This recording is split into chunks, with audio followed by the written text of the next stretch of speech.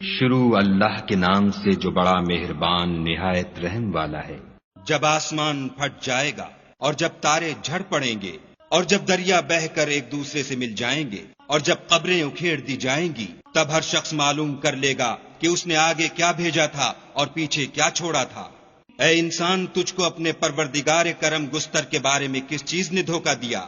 وہی تو ہے جس نے تجھے بنایا اور تیرے اعضاء کو ٹھیک کیا اور تیری قامت کو معتدل رکھا اور جس صورت میں چاہا تجھے جوڑ دیا، مگر ہے ہاتھ تم لوگ جزا کو جھٹلاتے ہو، حالانکہ تم پر نگہبان مقرر ہیں، عالی قدر تمہاری باتوں کے لکھنے والے، جو تم کرتے ہو وہ اسے جانتے ہیں۔